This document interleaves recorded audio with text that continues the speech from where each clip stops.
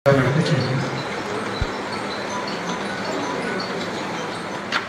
പ്രശ്നം പരിഹരിക്കാനുള്ള ഏറ്റവും എളുപ്പമാർഗം അദ്ദേഹം തന്നെ പറഞ്ഞു. 126 കോടി 25 കോടി രൂപ എംപിയുടെ ഫണ്ടിലേക്ക് 30 കോടി വെച്ച് എല്ലാ MLA-മാർക്കും കൊടുക്കുകയാണ്. അദ്ദേഹം വാക്ക് മാറ്റി. അവിടെ ഇരിക്കുമ്പോൾ പറഞ്ഞത് ഹെഡ്ക്വാർട്ടേഴ്സ് MLA-ക്ക് 5 കോടി അദ്ദേഹത്തിന് കൊടുക്കാറുണ്ട്.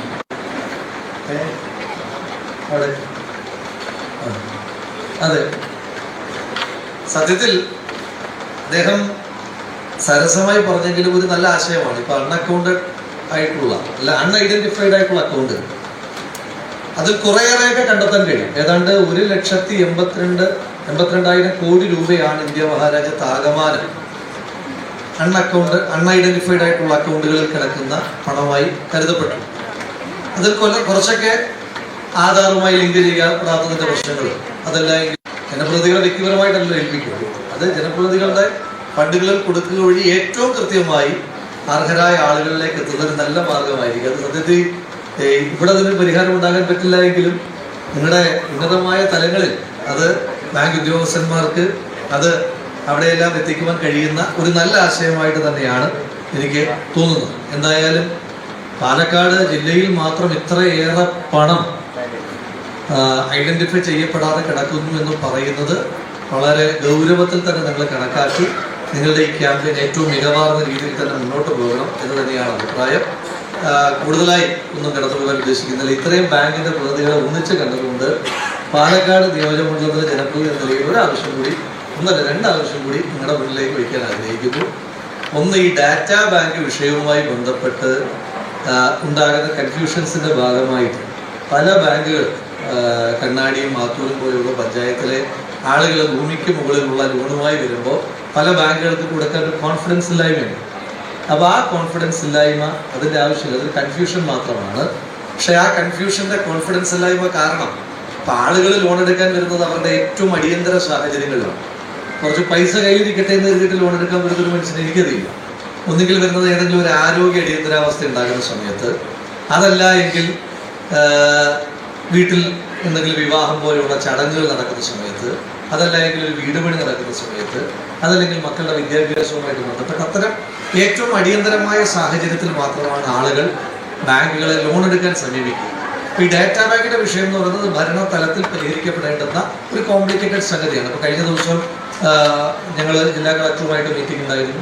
MP അതിനകത്ത് വളരെ ഗൗരവത്തോടുകൂടി ഇടപെടുന്നുണ്ട്. അപ്പോൾ അത് ജനപ്രതിനിധികൾ എന്ന നിലയിൽ ഞങ്ങളും ഉദ്യോഗസ്ഥന്മാരും എല്ലാം ചേർന്നതിന് പരിഹാരം ഉണ്ടാക്കാൻ ശ്രമിക്കും. പക്ഷെ ബാങ്കുകൾ കുറച്ചുകൂടി മാനുഷികമായി അതിൻ്റെ ഒരു ആളുകൾ വരുന്നതിൻ്റെ അതിൻ്റെ ഒരു സാങ്കേതികത്വം മാത്രം നോക്കാതെ നിങ്ങൾ അതിൻ്റെ ഒരു മാനുഷിക വശം കൂടി പരിഗണിച്ച്, ആളുകൾ വരുന്നതിൻ്റെ ആവശ്യം കൂടി പരിഗണിച്ച് നിങ്ങൾ അതിനകത്തൊരു അനുഭാവപൂർണ്ണമായ നയം സ്വീകരിക്കുവാൻ ലീഡ് ബാങ്കിൻ്റെ മാനേജർ തന്നെ മുൻകൈയെടുത്ത് ബാങ്കുകൾക്ക് നിർദ്ദേശം കൊടുക്കണമെന്നൊരു ചെറിയ റിക്വസ്റ്റ്. അതോടൊപ്പം തന്നെ ഇവിടുത്തെ പല മാനേജർമാരെയും ഞങ്ങളെല്ലാം മാറി മാറി വിളിക്കുന്ന മറ്റൊരു പ്രധാനപ്പെട്ട വിഷയമാണ് എഡ്യൂക്കേഷൻ ലോൺ. എഡ്യൂക്കേഷൻ ലോണുകൾ കൊടുക്കാൻ പലപ്പോഴും പല ബാങ്കുകൾക്കും ഒരു പ്രയാസമുണ്ട്. പല ബാങ്കുകൾക്കുണ്ട്. പല ബാങ്കുകളിലും ഞാൻ നേരിട്ട് വിളിക്കാറുണ്ട്. അപ്പോൾ അത് കുറ്റമായിട്ട് പറയില്ല, നിങ്ങളുടെ മാത്രം പ്രശ്നമൊന്നുമല്ല, നിങ്ങൾ മുകളിൽ തലങ്ങളിൽ പറയേണ്ടതാണ്. അപ്പം പലപ്പോഴും എഡ്യൂക്കേഷൻ ലോണിൻ്റെ റീപേയ്മെൻറ്റ് റേഷ്യോ കുറവാണ് എന്നുള്ളതാണ് നിങ്ങളൊരു ബാങ്കിൻ്റെ ആസ്പെക്റ്റിൽ നോക്കുമ്പോൾ അതൊരു വലിയ ന്യായമായ കാര്യമായി തോന്നും.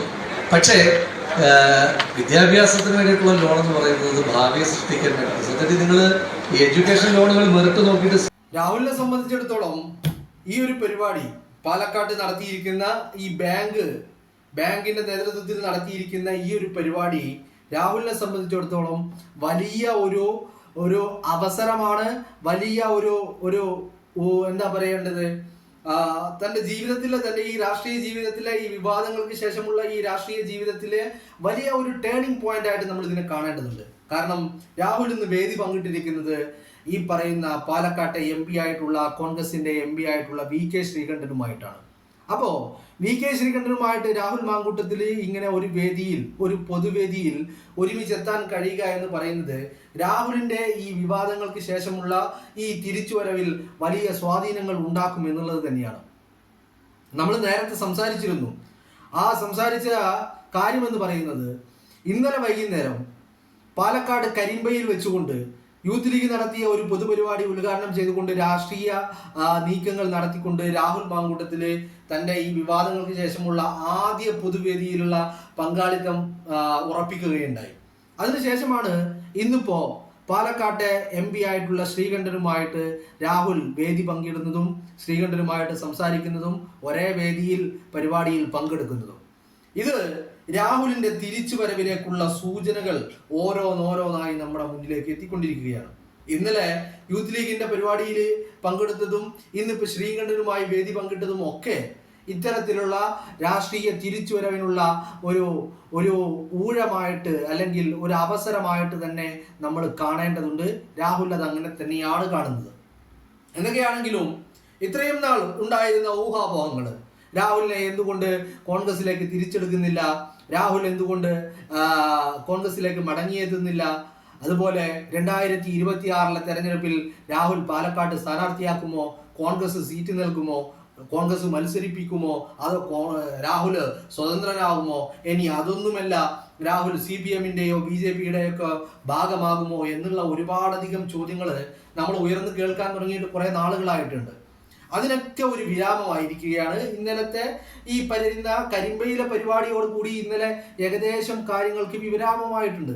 കരിമ്പയില് രാഹുൽ തറപ്പിച്ചു പറയുന്നുണ്ട്, വെട്ടിമുറിച്ചിട്ടാലല്ലാതെ നിങ്ങളെ കൊണ്ട് എന്നെ നിശബ്ദനാക്കാൻ കഴിയില്ല, ഏതൊക്കെ ആക്രമണങ്ങൾ നടത്തിയാലും സൈബർ ആക്രമണം കൊണ്ടോ മാധ്യമ വിചാരണകൾ കൊണ്ടോ എന്നെ തളർത്താൻ കഴിയില്ല എന്ന് രാഹുൽ ഇന്നലെ തറപ്പിച്ചു പറയുന്നുണ്ട്.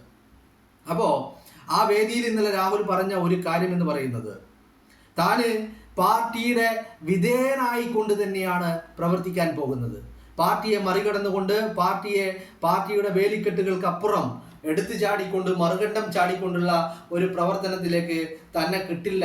താൻ കോൺഗ്രസ്സുകാരനാണ്, മരിക്കുന്നതും കോൺഗ്രസ്സുകാരനായിട്ടായിരിക്കുമെന്നാണ് രാഹുൽ പറഞ്ഞത്. അപ്പോ ഈ കാര്യങ്ങളൊക്കെ വെച്ച് നോക്കുമ്പോൾ, ഈ കാര്യങ്ങളൊക്കെ ചേർത്ത് വെച്ച് വായിക്കുമ്പോൾ രാഹുലിന്റെ തിരിച്ചുവരവ് ഉടനടി എന്ന് പറഞ്ഞു കഴിഞ്ഞാൽ രാഹുലിന്റെ തിരിച്ചുവരവ് ഈ പറയുന്ന തദ്ദേശ തെരഞ്ഞെടുപ്പ് അവസാനിക്കുന്നതോടുകൂടി രാഹുൽ മാങ്കൂട്ടം കോൺഗ്രസിന്റെ സജീവ പ്രവർത്തനങ്ങളിലേക്ക് തിരിച്ചെത്തുമെന്നുള്ള വാർത്തകളാണ് ഇപ്പോൾ പുറത്തു വരുന്നത്. എനിക്ക് തോന്നുന്നു ഈ തദ്ദേശ തെരഞ്ഞെടുപ്പ് പ്രഖ്യാപിക്കുന്നതോടുകൂടി രാഹുൽ മാങ്കൂട്ടത്തിന്റെ സസ്പെൻഷൻ പിൻവലിക്കുമെന്നുള്ള വാർത്തകളും ഒരു ഭാഗത്തു നിന്ന് കേൾക്കുന്നുണ്ട്. പക്ഷേ അതെത്രത്തോളം ആധികാരികമായ വാർത്തയാണ്, അതെത്രത്തോളം വാസ്തവമാണ് എന്ന് പറയാൻ സാധിക്കില്ല. അതുകൊണ്ടാണ് അതിനെ അത്ര ആധികാരികമായി പറയാത്തത്. എന്തൊക്കെയാണെങ്കിലും അത്തരം ചില വാർത്തകൾ കേൾക്കുന്നുണ്ട്. കാരണം പാലക്കാട് നഗരസഭയും കണ്ണാടി പഞ്ചായത്തുമൊക്കെ പിടിച്ചടക്കേണ്ടത് കോൺഗ്രസിന്റെ ആവശ്യമാണ്. അപ്പൊ അതുകൊണ്ട് ഈ പാലക്കാട് നഗരസഭ മെയിനായിട്ട് കോൺഗ്രസ് നോട്ടമിടുന്നുണ്ട്. അപ്പൊ പാലക്കാട് നഗരസഭ ഇങ്ങോട്ട് പോരണമെങ്കിൽ അവിടെ രാഹുലിന്റെ പ്രവർത്തനങ്ങൾ ഉണ്ടാവണമെന്ന് കോൺഗ്രസിന് തിരിച്ചറിവുണ്ട്. അപ്പൊ അതുകൊണ്ട് തന്നെ രാഷ്ട്രീയ നീക്കങ്ങൾ രാഹുൽ ഒരു ഭാഗത്ത് നടത്തുന്നുണ്ട്. അപ്പൊ രാഹുൽ രാഷ്ട്രീയ നീക്കങ്ങൾ നടത്തിക്കൊണ്ട് ഈ പറയുന്ന നഗരസഭാ അധ്യക്ഷയും അതുപോലെ ശിവരാജനും അടങ്ങുന്ന ഒരു സംഘത്തെ കോൺഗ്രസിലേക്ക് എത്തിക്കാനുള്ള പ്രവർത്തനങ്ങൾ നടത്തുന്നു. അതുപോലെ കണ്ണാടി പഞ്ചായത്തിൽ നിന്ന് നിലവിലെ കണ്ണാടി പഞ്ചായത്തിന്റെ പ്രസിഡന്റ് ആയിട്ടുള്ള M ലതയെയും അവിടുത്തെ ചില മെമ്പർമാരെയും കോൺഗ്രസിലേക്ക് എത്തിക്കാനുള്ള പ്രവർത്തനങ്ങൾ രാഹുൽ നടത്തുന്നു. അപ്പോ ഈ പ്രവർത്തനങ്ങൾക്കൊക്കെ വിജയം കാണണമെങ്കിൽ രാഹുലിനെ പാർട്ടിയിലേക്ക് തിരിച്ചെത്തിക്കണം. കാരണം പാർട്ടിയിൽ നിന്ന് സസ്പെൻഷൻ നേരിടുന്ന ഒരു വ്യക്തിക്ക് ഇവരെയൊക്കെ പാർട്ടിയിൽ എത്തിക്കുക എന്ന് പറയുന്നത് അതൊരു പ്രാവർത്തികമാകുന്ന കാര്യമല്ല. അപ്പൊ അതുകൊണ്ട് തന്നെ രാഹുലിന്റെ തിരിച്ചുവരവ് ഉടനടി ഉണ്ടാകും എന്നുള്ളത് തന്നെയാണ്. കാരണം കോൺഗ്രസ് നോട്ടമിടുന്നത് ഈ പറയുന്ന ത്രിതല പഞ്ചായത്ത് തെരഞ്ഞെടുപ്പിൽ പാലക്കാട് രാഹുൽ പാലക്കാടിന്റെ MLA ആണ്. അതുകൊണ്ട് തന്നെ പാലക്കാട് നഗരസഭ കോൺഗ്രസ് നോട്ടമിടുന്ന തദ്ദേശ തെരഞ്ഞെടുപ്പ് സ്ഥാപനങ്ങളിൽ വളരെ പ്രധാനപ്പെട്ട ഒന്നാണ്. കാരണം BJP ഭരിക്കുന്നതാണ് പാലക്കാട് നഗരസഭ. അത് തിരിച്ചു പിടിക്കുക എന്നുള്ളത് കോൺഗ്രസിന്റെ ഒരു പോരാട്ടം തന്നെയാണ്. ആ പോരാട്ടം കണക്കിലെടുത്തുകൊണ്ട് രാഹുലിനെ മുൻനിർത്തി ഈ വരുന്ന പാലക്കാട് രാഹുലിനെ മുൻനിർത്തിക്കൊണ്ട് പ്രവർത്തനങ്ങൾ ഏകോപിപ്പിക്കാനാണ് കോൺഗ്രസ് ശ്രമിക്കുന്നത്. അതിന്റെ ഭാഗമായിട്ട് രാഹുലിനെ കോൺഗ്രസിലേക്ക് തിരിച്ചെത്തിക്കുവാനുള്ള നീക്കങ്ങളും വളരെ സജീവമായി നടക്കുന്നുണ്ട്. എന്തൊക്കെയാണെങ്കിലും വളരെ ആശാവഹമായ പ്രതീക്ഷകൾ നൽകുന്ന വാർത്തകൾ തന്നെയാണ് പുറത്തു വരുന്നത്. അത്തരത്തിലുള്ള ഈ വാർത്തകൾ നമ്മൾ കാണുമ്പോൾ, ഈ ദൃശ്യങ്ങളൊക്കെ കാണുമ്പോൾ, ഇപ്പോ നിങ്ങൾ നോക്കിയേ, ഈ പാലക്കാട് തിരിച്ചെത്തിയ രാഹുല് ഇത്രയും കാലം തിരിച്ചെത്തിയിട്ട് ഇത്രയും ദിവസം VK ശ്രീകണ്ഠൻ പാലക്കാട് ഉണ്ടായിരുന്നു. അതിനിടയിൽ വി കെ ശ്രീകണ്ഠൻ ഒരു വിദേശ പര്യടനത്തിന് പോയിരുന്നു. അതിനു മുമ്പും അതിനു ശേഷവും വി കെ ശ്രീകണ്ഠൻ പാലക്കാടുണ്ട്. പക്ഷേ ഇത്രയും ദിവസത്തിനിടയിൽ വി കെ ശ്രീകണ്ഠനും രാഹുലും ഒരു വേദിയിലെത്തുന്നതോ അല്ലെങ്കിൽ ഒരുമിച്ച് എവിടെയെങ്കിലും പരിപാടിയിൽ പങ്കെടുക്കുന്നതോ ഒന്നും നമ്മൾ കണ്ടില്ല. പക്ഷേ ഇന്നിപ്പോ അത് നടന്നിരിക്കുന്നു, അത് സംഭവിച്ചിരിക്കുന്നു. ഇന്നലെയാണെങ്കിൽ UDF-ന്റെ വേദിയിൽ, മുസ്ലിം ലീഗിന്റെ വേദിയിൽ പാലക്കാട് രാഹുൽ എത്തുന്നു, രാഹുൽ ഉദ്ഘാടകനായി എത്തുന്നു.